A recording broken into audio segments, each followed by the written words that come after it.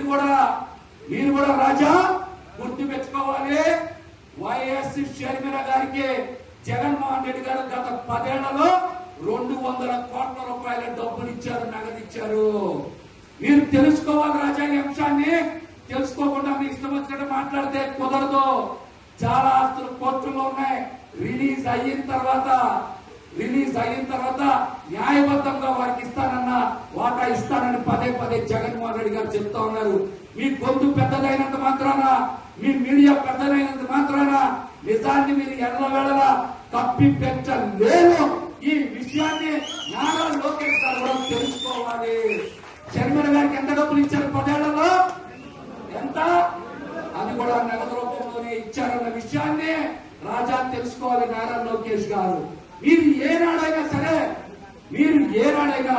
మీ మేనత్త గారు ఎవరికైనా సరే హెరిటేజ్ నుంచి మజ్జిగ ప్యాకెట్ ఇచ్చారని ప్రశ్నించండి. మీరందరూ కూడా హెరిటేజ్ నుంచి మజ్జిగ ప్యాకెట్ ఏ రోజు ఇచ్చారా?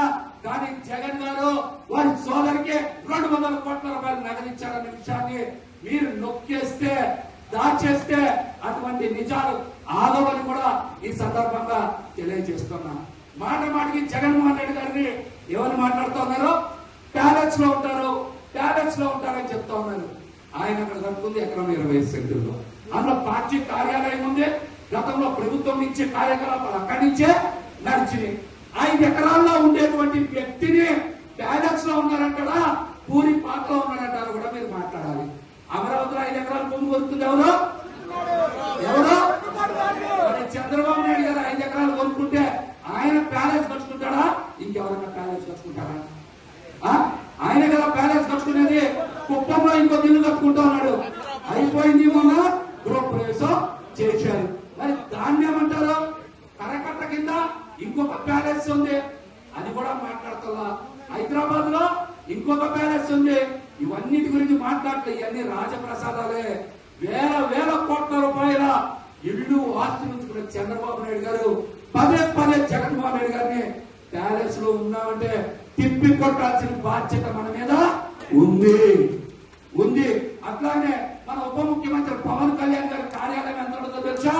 15 ఎకరాల్లో ఉంటుంది. ఎంతలో ఉంటుంది? 15 ఎకరాల్లో ఉంది. ఆయన ప్యాలెస్ లో ఉంటున్నారా? ఎకరంలో ఉండేటువంటి జగన్మోహన్ రెడ్డి గారి ప్యాలెస్ లో ఉంటా ఉన్నారా? 15 ఎకరాల్లో ఉప ముఖ్యమంత్రి కార్యాలయం ఉంది. గతంలో జగన్మోహన్ రెడ్డి గారు ఏమన్నారు? మీరు ఇంటి నుంచే పరిపాలన చేస్తారండి, బయటికి రారండి అని మాట్లాడారు. ఇప్పుడు ఉప ముఖ్యమంత్రి గారి కార్యాలయంలో నుంచి కదా పాలన చేస్తా ఉన్నారు. జనసేన పార్టీ కార్యాలయం నుంచి కదా పాలన చేస్తా ఉన్నారు. దీని గురించి ఎందుకు మాట్లాడరు? అంటే మీరు చేస్తేనేమో అవన్నీ మంచి పనులు, సంగతి బాగోదని చెప్పరా? మీరు చేస్తేనేమో మంచి పనులు, ఇంకా వాళ్ళేమో మీడియా చేతిలో ఉంది కదని పొదజల్లే పనులు మాట్లాడతారా? చెప్పమనండి. మంగళగిరి ఇచ్చే తమ్ముడు అన్నయ్య కోసం, తమ్ముడు ఎవరు తెలుసా? ఎవరు అన్నయ్య? ఎవరు తమ్ముడు అన్నయ్య కోసం ఏం చేశాడో తెలుసా? మంగళగిరిలో అల్లా బక్షు అనే వ్యక్తిని బెదిరించి 60 సెంట్ల భూమి రిజిస్టర్ చేయించిన మాట ముమ్మాటికి నిజం. అల్లా బక్షు ఫైల్స్ గురించి కూడా తర్వాత మాట్లాడతా. ఇది సందర్భం కాదు, అందుకని చెప్తా. తర్వాత ఖచ్చితంగా మాట్లాడతాం. అల్లా బక్షు ఫైల్స్ ఎవరు తెచ్చారు? అన్న మీద ప్రేమతో తమ్ముడు అల్లా బక్షు నేను చెప్పముందే నేను చెప్తా ఉన్నాను. ఆ ఫైల్స్ గురించి కూడా మాట్లాడతాం. మాట్లాడతాం. వెన్నుపోటు దినోత్సవం దేనికి చేస్తున్నాం తెలుసా? వైఎస్ఆర్సీపీ పార్టీ చేస్తారా, జగన్మోహన్ రెడ్డి గారు చేస్తారా? ఇది 5 కోట్ల మంది ప్రజలకి వెన్నుపోటు పొడిచి సంక్షేమ పథకాలు ఇవ్వకుండా, అభివృద్ధి చేయకుండా 1,25,000 కోట్ల రూపాయలు అప్పులు చేసి 5 కోట్ల మంది భవిష్యత్తు మీద దబా అని 6 సార్లు వెన్నుపోటు పొడిచినందుకు జనసామాన్యం తరఫున వైసీపీ సైన్యం, జగనన్న సైన్యం చేస్తున్న పోరుబాటే వెన్నుపోటు కార్యక్రమం కూడా తెలియజేయండి. 5 కోట్ల మందికి అండగా నిలబడటానికి, 5 కోట్ల మందికి సంక్షేమ పథకాలు అందించడానికి, 5 కోట్ల మందికి అభివృద్ధి అందించడానికి చంద్రబాబు పవన్ కళ్యాణ్ గారు చేసినటువంటి మోసాన్ని తెలియజేయడానికే వెన్నుపోటు కార్యక్రమం చేస్తా ఉన్నాం. మొదటి ఏడాది ఒక్క పథకమని ఇచ్చారా? ఒక్క పథకమని ఇచ్చారా? చెప్పమనండి. అమ్మఒడి ఇలా, రైతు భరోసా ఇవ్వాలా, ఫీజు రీంబర్స్మెంట్ ఇవ్వాలా, ఉచిత గ్యాస్ సిలిండర్ ఇవ్వాలా, ఉచిత బస్సు ఇవ్వాలా, ఏమి కార్యక్రమాలు ఇవ్వలేదు కదా. మరి ఇవన్నీ ఇవ్వకుండా సూపర్ 6, సూపర్ 7 తో పాటు 143 సంక్షేమ పథకాలు ప్రకటించి ఒక్కటంటే ఒక్క సంక్షేమ పథకాన్ని కూడా అమలు చెయ్యనందుకు మనం వెన్నుపోటు దినోత్సవం చేస్తా ఉన్నాం. వెన్నుపోటు దినోత్సవం చేస్తా ఉన్నాం. రాష్ట్రంలో ఒక్క రూపాయితో కూడా అభివృద్ధి కార్యక్రమం చేయకుండా 1,25,000 కోట్ల రూపాయలు అప్పు చేసినందుకు వెన్నుపోటు దినోత్సవం చేస్తా ఉన్నాం.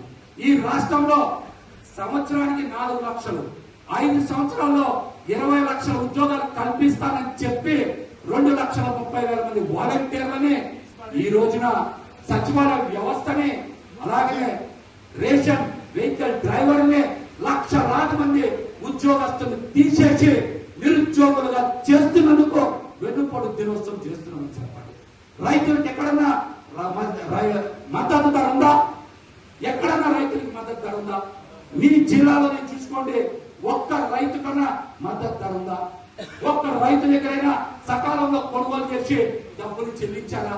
ఇవేమి చేయలేదు కాబట్టి రైతులకు అండగా నిలవనందుకు, రైతుల్ని మోసం చేసినందుకు, రైతులకి రైతు భరోసా మొదటి సంవత్సరం ఎగ్గొట్టి 2వ సంవత్సరానికి కూడా ఎగ్గొట్టడానికి సిద్ధంగా ఉన్నారు. కనుకనే రైతుల తరఫున మనం వెన్నుపోటు దినోత్సవం చేస్తున్నామని చెప్పండి. ఈ ప్రభుత్వంలో పేదలకు కొనుగోలేది ఏమీ లేదు, పేద ప్రజలకి జరిగేది ఏమీ లేదు. అంతా పెట్టుబడిదారులకి, పెత్తందారులకి, పెట్టుబడిదారులకి